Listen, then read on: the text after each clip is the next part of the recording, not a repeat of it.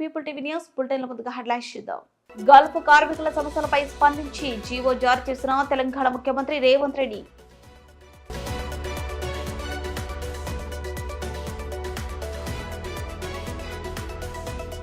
రంగారెడ్డి జిల్లా కేంద్రంలో తెలంగాణ ప్రజాపాలన దినోత్సవం.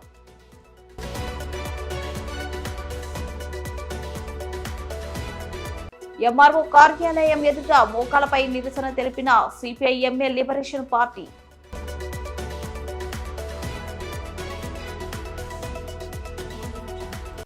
తెలంగాణ ప్రజాపాలన సందర్భంగా ఉమ్మడి వరంగల్ జిల్లాలో జాతీయ జెండా ఆవిష్కరించిన మంత్రులు కొండ సురేఖ, పొంగులేటి శ్రీనివాసరెడ్డి.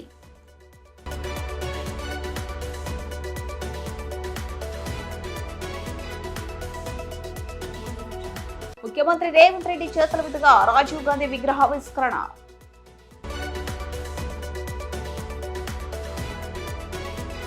జగిత్యాల జిల్లా మేడ్పల్లి పట్టణంలో శాస్త్రి చౌరస్తా వద్ద కాంగ్రెస్ పార్టీ సీనియర్ నాయకులు, కార్యకర్తలు గల్ఫ్ కార్మికుల సమస్యల పరిష్కారానికి కృషి చేసిన ముఖ్యమంత్రి రేవంత్ రెడ్డి, ఉప ముఖ్యమంత్రి భట్టి విక్రమార్క, మంత్రి పొన్నం ప్రభాకర్ల చిత్రపటానికి కోరుట్ల కాంగ్రెస్ పార్టీ ఇన్ఛార్జ్ జువాడి నరసింహరావు ఆదేశాల మేరకు పాలాభిషేకం నిర్వహించారు. ఈ సందర్భంగా కాంగ్రెస్ పార్టీ నాయకులు జట్టి లింగం మాట్లాడుతూ ఉమ్మడి కరీంనగర్, నిజామాబాద్ జిల్లాలలో భారీ ఎత్తున గల్ఫ్ దేశాలకు ఉపాధి నిమిత్తం వెళ్తారన్నారు. మరియు ఇంతవరకు ఏ ప్రభుత్వం కూడా గల్ఫ్ కార్మికుల గురించి పట్టించుకోలేదని, కాంగ్రెస్ ప్రభుత్వం రేవంత్ రెడ్డి ముఖ్యమంత్రి చొరవతో గల్ఫ్ మృతి చెందిన గల్ఫ్ కార్మికుల కుటుంబాలకు 5 లక్షల రూపాయల ఎక్స్గ్రేషియా ప్రకటించడం హర్షదాయకమని అన్నారు.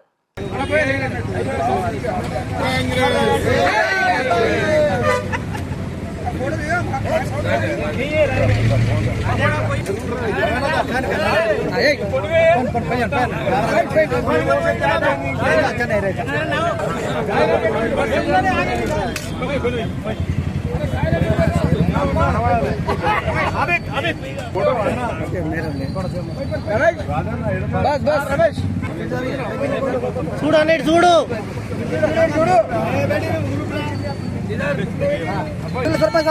ఒక్క నిమిషం మాట్లాడు. స్పీచ్ చేయండి, స్పీచ్ ఇద్దాం.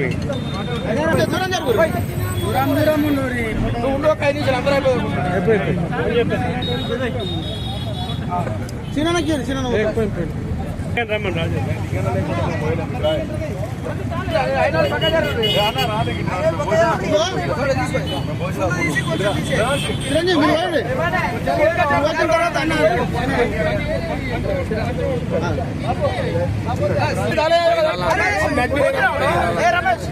जमीन पे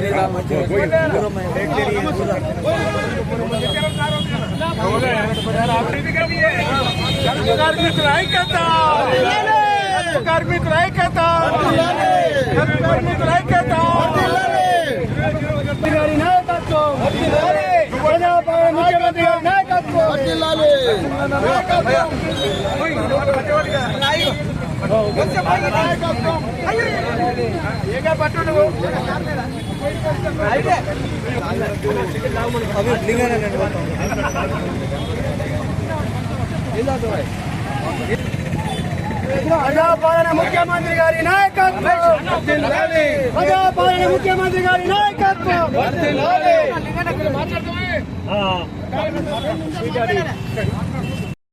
తెలంగాణ ప్రజాపాలన దినోత్సవ సందర్భంగా జిల్లా కేంద్రంలోని సమీకృత జిల్లా అధికారుల కార్యాలయ సముదాయంలో మంగళవారం జరిగిన వేడుకల్లో ముఖ్య అతిథిగా పాల్గొని జాతీయ జెండాను ఆవిష్కరించిన తెలంగాణ రాష్ట్ర శాసన సభాపతి గడ్డం ప్రసాద్ కుమార్, ముందుగా పోలీసుల గౌరవ వందనం స్వీకరించిన స్పీకర్ గడ్డం ప్రసాద్ కుమార్, ప్రజాపాలన దినోత్సవంలో తాండూరు చెవెళ్ల శాసనసభ్యులు బి మనోహర్ రెడ్డి, కాళ యాదయ్య, జిల్లా కలెక్టర్, జిల్లా ఎస్పీ, ట్రైనింగ్ కలెక్టర్, ఉన్నతాధికారులు, ప్రజాప్రతినిధులు, పోలీసు శాఖ సిబ్బంది, పాఠశాలలు, కళాశాలల విద్యార్థులు పాల్గొన్నారు.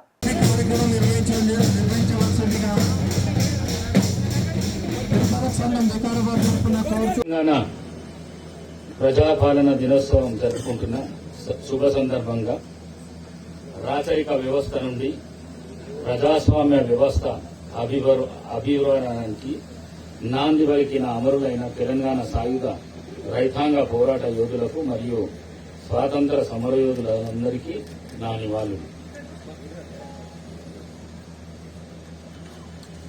సెప్టెంబర్ 17 తెలంగాణ రాష్ట్రంలో రాష్ట్ర చరిత్రలో కీలకమైన రోజు.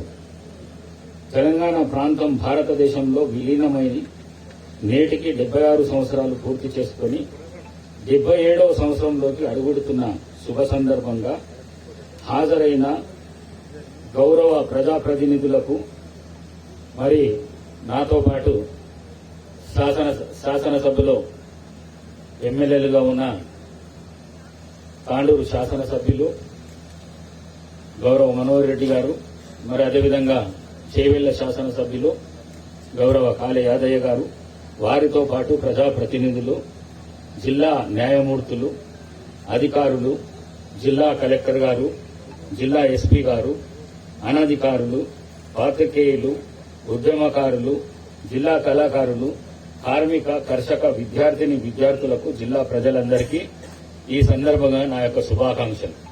పార్వతీపురం మార్నింగ్ జిల్లా గుమలక్ష్మీపురం మండల కేంద్రంలో తహసీల్దార్ కార్యాలయం ఎదుట మోకాళ్లతో బైఠాయించి సిపిఐ ఎమ్మెల్యే నాయకులు నిరసన తెలిపారు. పలు అంశాలపై డిమాండ్ చేస్తూ మండల రెవెన్యూ అధికారి అప్పారావుకు వినతి పత్రం ఇచ్చి గిరిజన ప్రాంతాల్లో గిరిజనులకు మౌలిక వసతులు కల్పించాలని డిమాండ్ చేశారు. వారు మాట్లాడుతూ గిరిశిఖర ప్రాంతాల్లో రహదారులు నిర్మించి విద్య, వైద్యం అందించాలని, 100 రోజుల లేబర్ బడ్జెట్ పూర్తి అయ్యే వరకు పనులు ఇవ్వాలని, రైతు వ్యతిరేక 3 నెలల చట్టాలను రద్దు చేయాలని, గిరిజన ప్రాంతాల్లో మైనింగ్ మాఫియాను అరికట్టాలని సిపిఐ ఎమ్మెల్యే లిబరేషన్ పార్టీ జిల్లా కార్యదర్శి ఈరోజు స్టేట్ వారీగా మండల కేంద్రాల్లో ధర్నాలను నిర్వహిస్తున్నాం.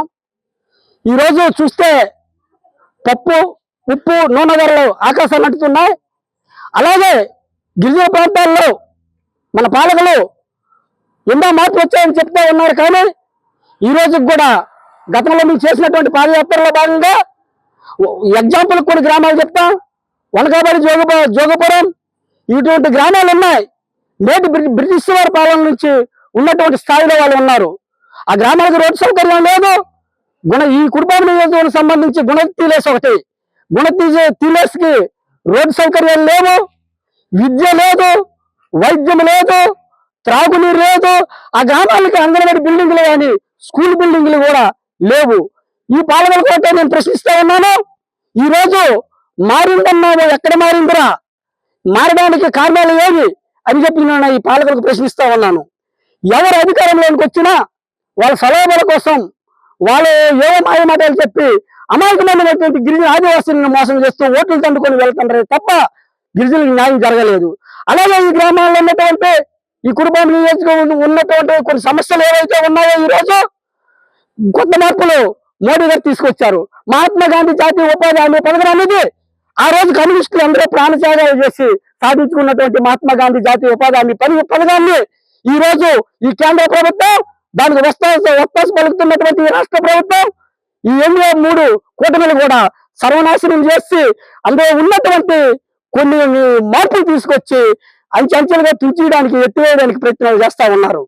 అలాగే జరిగితే రానున్న రోజుల్లో ప్రజా పోరాటాలు, గిరిజన రైతాంగ సాయుధ పోరాటంలో 68-69లో అమలైనటువంటి ఆ పోరాటాలు కూడా వెలికి చూడవలసి వస్తుందని కూడా ఈ ప్రభుత్వానికి నేను ఒకటే సవాల్ విసురుతున్నాను. ఎందుకంటే ప్రజల బతుకులు మారలేదు. ఏ ప్రభుత్వం వచ్చినా ఏదో పథకాన్ని దాన్ని తుంచివేస్తుండే తప్ప కానీ దానికి న్యాయం జరగట్లేదు. ఈ రోజున మహాత్మా గాంధీ జాతీయ ఉపాధి హామీ పథకాన్ని ఈ మార్పులు అనేవి చాలా బాధాకరం. ఈ రోజు కనీసం మనిషి బ్రతకడానికి 500-600 రూపాయలు అవసరం. కానీ ఈ రోజు ఈ ప్రభుత్వం 2 సార్లు ఫోటో సిద్ధాంతాన్ని పట్టుకొచ్చింది. ఈ కేంద్ర రాష్ట్ర ప్రభుత్వం తీసుకొచ్చి ఈ మార్పులు తీసుకొచ్చి అంచెలుగా ప్రజల్ని విసిగించి, ప్రజల్ని మభ్య పెట్టి, కార్మికులను దూరం చేసి వాళ్ళ పొట్టలు కొట్టి ఈ మహాత్మా గాంధీ జాతీయ ఉపాధి హామీ పథకాన్ని తుంచేయడానికి మోడీ గారు కంకణం కట్టుకున్నారు. మేము ఈ పోరాటాలు ఉద్యమంతో చేస్తాం రానున్న రోజుల్లో. అలాగే ఇక్కడ వచ్చినటువంటి గిరిజనులకు కూడా కొందరు గిరిజనులకు అయితే నిరుపయోగంగా భూములు లేవు. ఆ పెద్దంతరుల చేతులు ఉన్నటువంటి ఆ భూములను, ల్యాండ్ సీలింగ్ భూములను కొనుగోలు ప్రభుత్వం చేయాలి. వాళ్ళు ఖచ్చితంగా 2 హెక్టార్ల భూమి పంచిపెడతామని గత ఎన్నికల్లో వాగ్దానం చేసినటువంటి ఈ ప్రభుత్వం ఇచ్చే వరకు పోరాటాన్ని కంటిన్యూ చేస్తాం. అలాగే రానున్న రోజుల్లో ఈ పోరాటాలని అనేకమైన సమస్యలు ఉన్నాయి. ఎక్కడ వేసిన గొంగలు అక్కడే ఉన్నది. ఏ సమస్య అయితే తీరలేదు. మంగళవారం ప్రజాపాలన దినోత్సవం సందర్భంగా అటవీ, పర్యావరణ, దేవదాయ, ధర్మదాయ శాఖ మంత్రి కొండ సురేఖ హన్మకొండ అదాలత్ సర్కిల్లోని అమరవీరుల స్తూపం వద్దకు చేరుకుని పుష్పగుచ్చాన్ని సమర్పించి అమరవీరులకు నివాళులర్పించారు. అనంతరం తెలంగాణ ప్రజాపాలన దినోత్సవాన్ని హన్మకొండ కలెక్టర్ కార్యాలయంలో నిర్వహించిన అధికారిక కార్యక్రమంలో మంత్రి కొండ సురేఖ పాల్గొన్నారు. ఈ సందర్భంగా పోలీసుల గౌరవ వందనాన్ని మంత్రి సురేఖ స్వీకరించారు. జాతీయ జెండా ఆవిష్కరణ అనంతరం ప్రజలను ఉద్దేశించి మంత్రి కొండ సురేఖ ప్రసంగించారు. అలాగే వరంగల్ జిల్లా కలెక్టరేట్లో రెవెన్యూ శాఖ మంత్రి పొంగులేటి శ్రీనివాసరెడ్డి జాతీయ జెండా ఆవిష్కరించారు.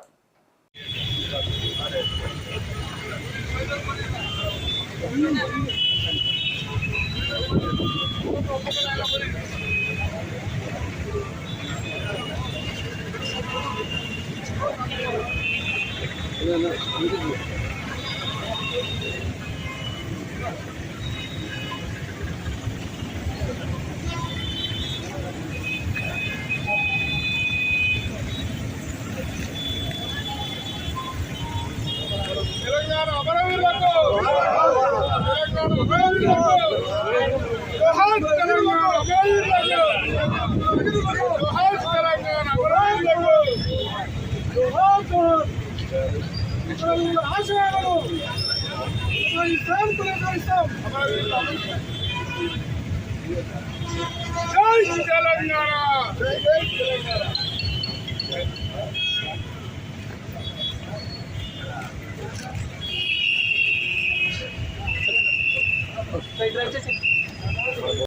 పతాకావిష్కరణ కార్యక్రమాన్ని నిర్వహిస్తుంది మంత్రివర్యులు కొండా సురేఖ గారు.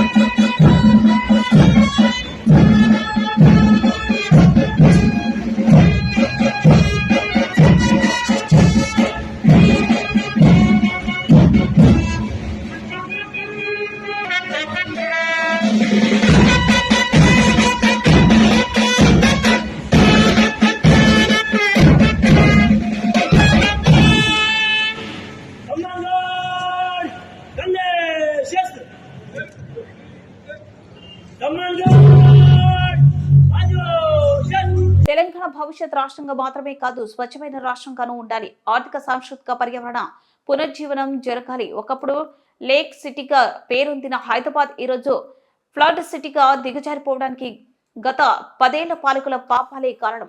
వాటి ప్రక్షాళన కోసమే హైడ్రాను ఏర్పాటు చేశాం. ఇటీవల కేరళలో ప్రకృతి విలయ తాండవాన్ని చూసాం. ఆ పరిస్థితి హైదరాబాద్ కు రాకూడదు. హైడ్రా వెనుక ఎలాంటి రాజకీయ కోణం లేదు. అదొక పవిత్ర కార్యం, ప్రకృతిని కాపాడుకునే యజ్ఞం. కొందరు భూమాఫియాగాలు పేదలను ముందు పెట్టి హైడ్రా లక్ష్యాన్ని నీరుగార్చే ప్రయత్నంలో ఉన్నారు. ఎన్ని అడ్డంకులొచ్చినా హైడ్రా ఆగదు. హైదరాబాద్ భవిష్యత్తుకు హైడ్రా గ్యారంటీ ఇస్తుంది. ఇది నా భరోసా. ప్రజలు సహకరించాల్సిందిగా కోరుతున్నా అని ముఖ్యమంత్రి రేవంత్ రెడ్డి విన్నవించారు. ప్రజాపాలన దినోత్సవ సందర్భంగా మంగళవారం గన్ పార్క్ లోని అమరవీరుల స్తూపం వద్ద ముఖ్యమంత్రి రేవంత్ రెడ్డి నివాళులర్పించారు. రాజభరణాలిక చెల్లవు, రాచరికపు ఆనవాళ్లు ఉండొద్దు అని ఇందిరమ్మ రాజభరణాలు రద్దు చేసి పేదలు కట్టే పన్నులు అత్యంత నిరుపేదలకు పంచాలన్న ఆలోచన చేసింది శ్రీమతి ఇందిరా గాంధీ గారు అన్న సంగతి ఇవాళ చెప్పాలి. ఒకప్పుడు జమీందారులు, జాగీర్దారులు, భూస్వాముల దగ్గర, నవాబుల దగ్గర వేలాది ఎకరాల భూములుండి వాళ్ళ భూముల్లో దళితులు, గిరిజనులు, బలైన వర్గాలు, పేదలు బానిసలుగా వెట్టి చాకిరి చేస్తుంటే దళితుల, గిరిజనుల, బలైన వర్గాల ఆత్మగౌరవం పెరగాలి అని అంటే సొంత భూమి ఉండాలి అని భూములను వేలాది, లక్షలాది, కోట్లాది ఎకరాలను భూస్వాముల దగ్గర నుంచి గుంజుకొని అసైన్మెంట్ పట్టాల పేరు మీద భూములు పంచిపెట్టింది ఇందిరమ్మ కాదా? ఇవాళ ఈ రాష్ట్రంలో 25 లక్షల ఎకరాలు అసైన్మెంట్ పట్టాల పేరు మీద భూములు ఇచ్చిండ్రు. ఇవాళ దళితులు, గిరిజనులు ఆత్మ గౌరవంతో సొంత ఊర్లో, సొంత ఇంట్లో, సొంత భూమిలో దుక్కి దున్నుకొని బుక్కెడు అన్నం తింటుండ్రు అంటే అది ఇందిరమ్మ ఇచ్చిన వరం అన్న సంగతి నేను ఈరోజు చెప్పదలుచుకున్నా. పూరు గుడిసెలల్లా పేదరికంలో దాపు లేకుండా బతుకుతున్న వాళ్లకు ఇల్లు ఇవ్వాలి, మీ సొంత ఇల్లు ఉండాలి, మీ గ్రామంలో మీరు ఆత్మగౌరవంతో బ్రతకాలి అంటే మీకు సొంత ఇల్లు ఉండాలి అని ఇండ్ల పట్టాలిచ్చి సొంత ఇళ్ళనిచ్చి ఇందిరమ్మ ఇళ్ళని కట్టించింది ఇందిరమ్మ కాదా? ఇవాళ పేదల కోసం అసైన్మెంట్ సీలింగ్ యాక్ట్ను తీసుకొచ్చి లక్షలాది ఎకరాల భూములను పేదలకు పంచిండ్రు. పోడు భూములను పోడు పట్టాలిచ్చి ఆదివాసీలను గిరిజనులను ఆదుకున్నది. ఇవాళ మా లంబాడే సోదరులు రవీంద్రనాథ్ ఈడ ఉన్నాడు. లంబాడాలని ఎస్టీలలో చేర్చింది ఇందిరమ్మ కాదా? ఇవాళ ఎస్టీ రిజర్వేషన్లు డాక్టర్లు, లాయర్లు, ఇంజనీర్లై, ప్రజాప్రతినిధులై, చట్ట సభలలో ఎమ్మెల్యేలు, ఎంపీలు, మంత్రులైన గిరిజన సోదరులారా, లంబాడి మిత్రులారా, ఇవాళ మీ అభ్యున్నతికి కారణం ఇందిరమ్మ కాదా అని నేను అడుగుతున్నా. ఇవాళ ఈ దేశంలో రిజర్వేషన్లు ఇచ్చి రిజర్వేషన్లు తెచ్చింది కాంగ్రెస్ పార్టీ. పండిత్ జవహర్లాల్ నెహ్రూ ఇందిరమ్మ కాదా అని నేను ఈరోజు ఆలోచన చెయ్యమని అంటున్నా. అలాంటి ఇందిరమ్మ ఈ దేశ సమగ్రత కోసం, ఈ దేశ అభ్యున్నతి కోసం, ఈ దేశాన్ని ఉన్నత శిఖరాల వైపు నడిపించడానికి, ఈ దేశంలో వచ్చిన ఉగ్రవాదాన్ని అణచివేస్తే ఇందిరమ్మను పొట్టన పెట్టుకున్నది ఉగ్రవాదులు కాదా? ఈ దేశం కోసం ఆఖరి శ్వాస వరకు, చివరి రక్తపు బొట్టు వరకు త్యాగం చేసింది ఇందిరమ్మ కాదా అని నేను ఈ సన్నాసులను నేను అడగదలుచుకున్నా. వారి వారసత్వంగా రాజకీయాలకు దూరంగా ఉండి పైలట్గా, ఒక ప్రధానమంత్రి కొడుకుగా కాకుండా ఒక సాంకేతిక నిపుణుడిగా దేశానికే దూరంగా ఉన్న రాజీవ్ గాంధీ ఆనాడు ఇందిరమ్మ మరణం ఈ దేశానికి నాయకత్వ సమస్య వచ్చినప్పుడు అందరూ, ముఖ్యులందరూ, ఈ దేశ మేధావులందరూ రాజీవ్ గాంధీని దేశానికి రప్పించి ఈ దేశానికి ప్రధానమంత్రిగా బాధ్యతలు తీసుకోమంటే ఆనాడు ఈ దేశ ప్రజల కోసం, 100 కోట్ల జనాభా కోసం ఆనాడు రాజీవ్ గాంధీ ప్రధానమంత్రిగా బాధ్యతలు చేపట్టింది. వారు ప్రధానమంత్రిగా బాధ్యతలు చేపట్టినంత వరకు 21 సంవత్సరాలు ఓటు హక్కు ఉండే. కానీ దేశం యొక్క భవిష్యత్తు యువత చేతుల్లో ఉంది. సమూలమైన మార్పులు రావాలంటే, ప్రపంచంతో పోటీ పడాలంటే 21 ఏళ్లకు ఓటు కాదు, 18 సంవత్సరాలు నిండిన నూనూగు మీసాల యువకులు ఈ దేశ భవిష్యత్తును నిర్ణయించాలి. మీకు ఓటు హక్కు ఇస్తున్నామని రాజ్యాంగాన్ని సవరించి 18 ఏళ్లకే ఓటు హక్కు ఇచ్చింది రాజీవ్ గాంధీ కాదా అని ఈ సన్నాసులను, సోయిలేని వాళ్ళని నేను అడగదలుచుకున్నా. ఇదే కాదు, మహాత్మా గాంధీ గారు ఒక మాట చెప్పిండ్రు, ఈ దేశం యొక్క ప్రాణం గ్రామాలలో ఉంది, ఈ పంచాయతీలే పట్టుగొమ్మలు ఈ దేశానికి అన్నారు. మరి ఈ పంచాయతీలే పట్టుగొమ్మలు అంటే ఢిల్లీలో నుంచి నిధులు రాష్ట్రాలకు వస్తే గ్రామాలకు చేరట్లేదని ప్రత్యక్షంగా కేంద్రం నుంచి గ్రామ పంచాయతీలకు వాళ్ళ ఖాతాలలో నిధులు పోయే విధంగా రాజ్యాంగాన్ని సవరించి 73, 74 రాజ్యాంగ సవరణతోని నిధులను సరాసరి గ్రామ పంచాయతీలకు అందించిన మాట ఇవాళ రాజీవ్ గాంధీ తెచ్చిన సరళీకృత విధానాలు కాదా? అంతెందుకు, మా మేయరమ్మ ఉన్నది గద్వాల విజయలక్ష్మి గారు, మహిళా రిజర్వేషన్ కింద ఈ నగర ప్రథమ పౌరురాలు ఉన్నది.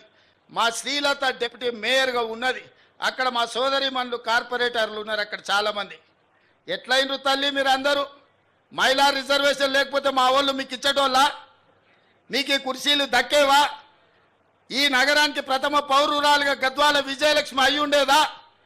ఆడబిడ్డలకు అధికారం ఉన్నప్పుడే ఇల్లుతో పాటు రాజ్యంలో కూడా మీకు వాటా ఉండాలి అని ఆడబిడ్డలకు మహిళా రిజర్వేషన్ను తీసుకొచ్చిన మహిళా పక్షపాతి రాజీవ్ గాంధీ. స్థానిక సంస్థలల్లో రాజీవ్ గాంధీ గారు తీసుకొచ్చిన మహిళా రిజర్వేషనే ఇవాళ ఈ ఆడబిడ్డలందరూ కూడా ఈడ కుర్చీలలో కూర్చొని రాజ్యాధికారంలో భాగస్వాములైనరు. ఆడబిడ్డలకు రాజ్యాధికారం ఇచ్చింది రాజీవ్ గాంధీ కాదా అని ఈ సన్నాసులకు నేను గుర్తు చేయదలుచుకున్నా. వాళ్ళకెందుకు గుర్తుంటుంది? 5 ఏళ్ళు ప్రభుత్వంలో ఒక మహిళకు మంత్రి కూడా ఇవ్వలేదు. ఆ సన్నాసులకు మహిళా ఆత్మగౌరవం ఎట్లా తెలుస్తుందని నేను ఈ సందర్భంగా చెప్పదలుచుకున్నా. అలాంటి రాజీవ్ గాంధీ ఈ దేశంలో సాంకేతిక విప్లవం వచ్చినప్పుడే, ఈ దేశానికి కంప్యూటర్ను పరిచయం చేసినప్పుడే ఈ దేశం బాగుపడుతుందని, ఈ దేశాన్ని 21వ శతాబ్దంలోకి నడిపించాలి అంటే కంప్యూటర్ యుగం రావాలి అని ఇవాళ మనం వాడుతున్న సెల్ ఫోన్లు కానీ కంప్యూటర్లు కానీ ఈ దేశానికి పరిచయం చేసింది రాజీవ్ గాంధీ గారు కాదా అని నేను అడుగుతున్నా. ఈరోజు శామ్ పిట్రోడా బతికే ఉన్నాడు. ఈ సాంకేతిక విప్లవం ప్రపంచంతో పోటీ పడే విధంగా ఇవాళ సిలికాన్ వ్యాలీని మనం నడిపిస్తున్నాం. అమెరికా ఆర్థిక వ్యవస్థను మనం శాసిస్తున్నాము అంటే సాంకేతిక విప్లవం ఈ దేశంలో తెచ్చింది రాజీవ్ గాంధీ. అందుకే ఈరోజు మనం ప్రపంచంతో పోటీ పడగలుగుతున్నాం. ఈరోజు ట్విట్టర్లో పెడుతున్నాడు, అమెరికా పోయి కంప్యూటర్ చదువుకున్నా అంటున్నాడు. ఆ కంప్యూటర్ని పుట్టించింది ఈ దేశానికి పరిచయం చేసిందే రాజీవ్ గాంధీ సన్నాసి. లేకపోతే ఎక్కడనో గుంటూరులో ఇడ్లీ కూడా అమ్ముకుంటూ తిరిగేటోనివి. ఎందుకంటే ఆడికి చదువుకుంటానికి పోయినావు కదా, నువ్వు ఆన్నే ఇడ్లీ కూడా అమ్ముకొని బతికేటోనివి. లేకపోతే రైల్వే స్టేషన్లో ఛాయ్ సమోసా అమ్ముకుంటా సిద్దిపేటలోనే ఉండేటోనివి. రాజీవ్ గాంధీ ఈ దేశానికి కంప్యూటర్ని పరిచయం చేసింది కాబట్టి నీ బతుకు ఒక కంప్యూటరు, ఒక ట్విట్టర్ అకౌంటు, ఒక ఐటీ మంత్రివైనవు. లేకపోతే ఐటీ శాఖనే ఉండేది కాదు. రాజీవ్ గాంధీ గారు ఐటీ రంగాన్ని ఈ దేశానికి పరిచయం చేసిండు కాబట్టి ఆ సన్నాసి ఐటీ శాఖకు మంత్రి అయిండు. లేకపోతే ఆ దిక్కుమాలలోని బాధనే మనకు ఉండేది కాదు. కాబట్టి ఇవాళ ఈ పరిస్థితుల్లో అలాంటి రాజీవ్ గాంధీ దేశ సమగ్రతను కాపాడడానికి ప్రాణ త్యాగం చేసి ఈ దేశాన్ని కాపాడిండు.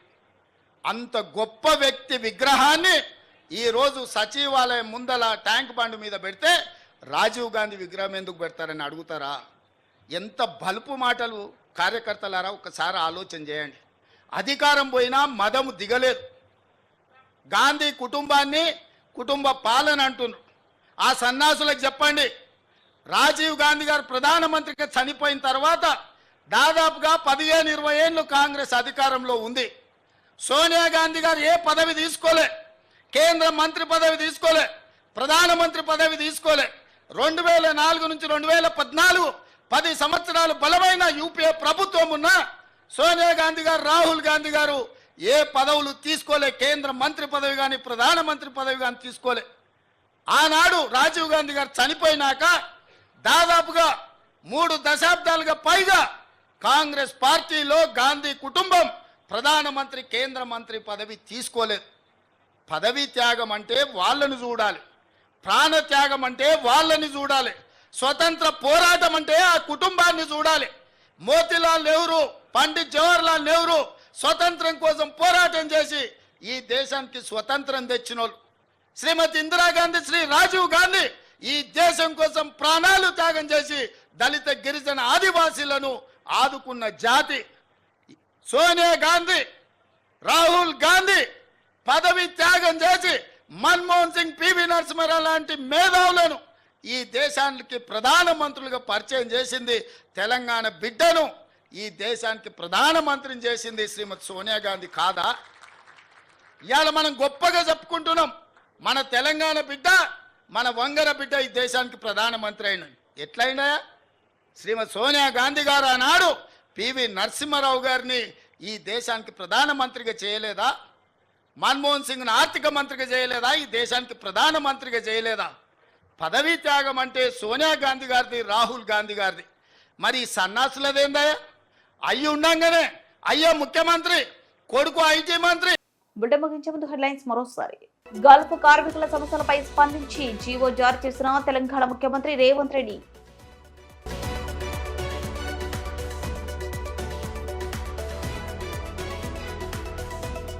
రంగారెడ్డి జిల్లా కేంద్రంలో తెలంగాణ ప్రజాపాలన దినోత్సవం.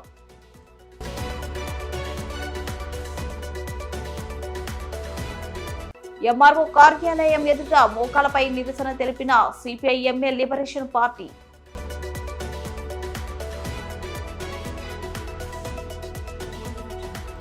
తెలంగాణ ప్రజాపాలన సందర్భంగా ఉమ్మడి వరంగల్ జిల్లాలో జాతీయ జెండా ఆవిష్కరించిన మంత్రులు కొండ సురేఖ, పొంగులేటి శ్రీనివాసరెడ్డి.